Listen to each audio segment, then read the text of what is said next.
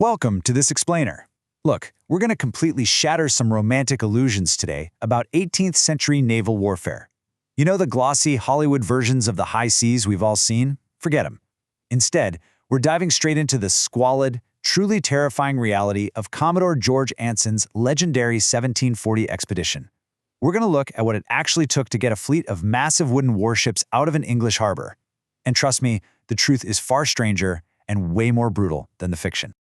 You know, Samuel Johnson once said something that perfectly captures the absolute nightmare facing the main character of our story, First Lieutenant David Cheap. Cheap was a Scottish gentleman, running from crippling debts and messy family squabbles.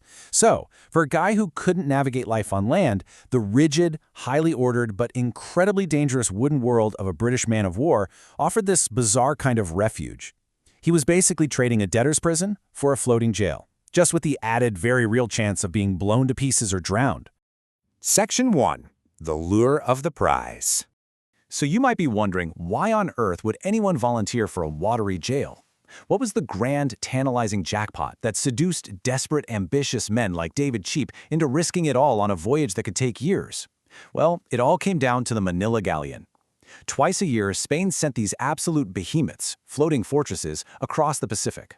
They were loaded with virgin silver and literally hundreds of thousands of silver coins. The expedition's chaplain actually described this galleon as the most desirable prize to be met with anywhere on the globe. I mean, capture just one of these ships, and you wouldn't just be rich, you'd be a lord of the sea. Section 2. The War of Jenkins Ear. But here's the catch.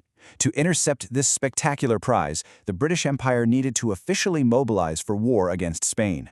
And the catalyst for this massive geopolitical conflict was, honestly, totally bizarre. Back in 1738, a merchant captain named Robert Jenkins gets summoned before Parliament. He claims a Spanish officer boarded his ship in the Caribbean and sliced off his left ear. But he doesn't just show them a scar. No, he reportedly holds up the actual severed ear, pickled in a jar, right there in front of the lawmakers. Talk about a political prop, right?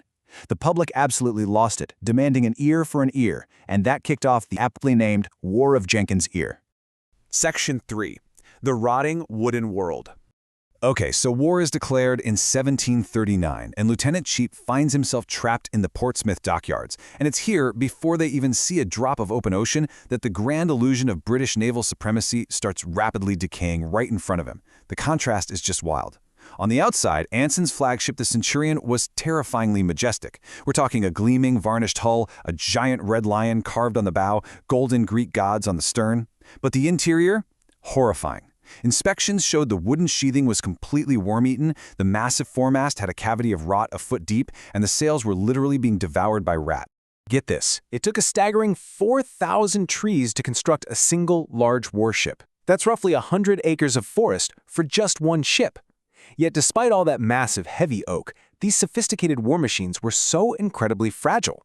They were constantly being eaten alive by foot-long reddish shipworms, termites, watch beetles, and fungus.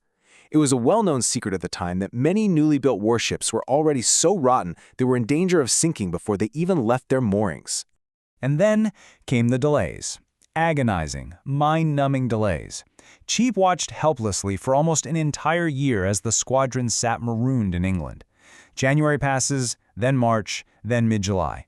Ships are leaking, crews are getting sick, and they even suffered through one of England's coldest winters on record, where the Thames River froze over completely into solid, unbreakable waves of ice. Just imagine trying to launch a global naval campaign when your main waterway is an ice rink. Section 4. The Press Gangs.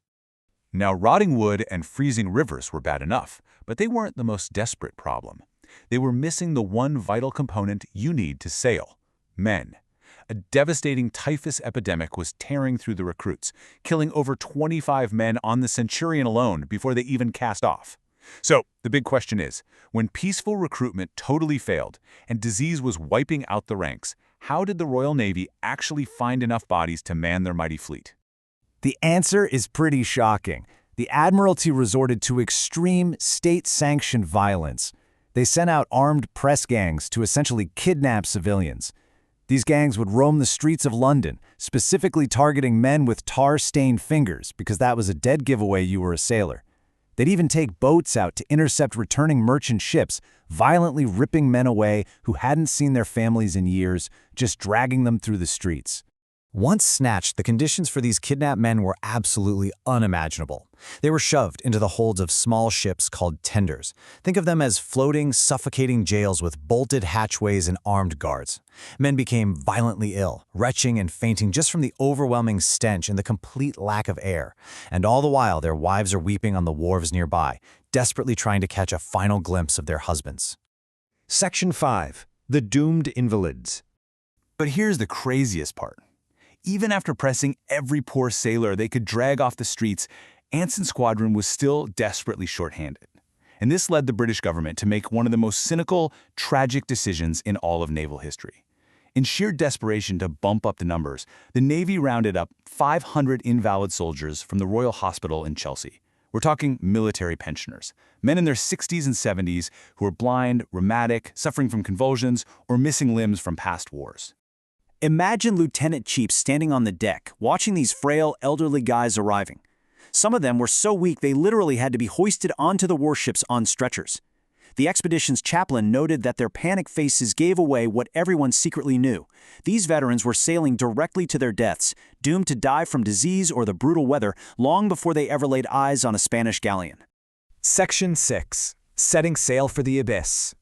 Finally, after a grueling, miserable year filled with rampant disease, mass desertions, and rotting infrastructure, the battle just to leave the English dockyards reached a bittersweet end. On August 23, 1740, Commodore Anson ordered Cheap to fire a single gun, the signal to unmoor. Whistles blew, officers are yelling, all hands, and these massive wooden structures finally began to stir. For guys like Cheap, it was a massive relief. It was a final goodbye to the debt collectors, the endless bureaucracy, and all the frustrations of land. By September 18th, they finally catch a favorable wind. The Centurion glides into elegant formation. You can just picture Cheap standing proudly on the quarterdeck, breathing in the salted air, listening to the splashing waves, and once again dreaming of that immense, life-changing wealth waiting for them on the other side of the world.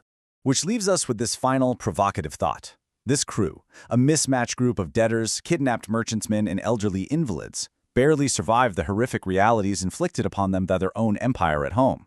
But as they sailed off the map toward a hostile Spanish armada, what unspeakable terrors were waiting for them in the freezing 100-foot waves of Cape Horn?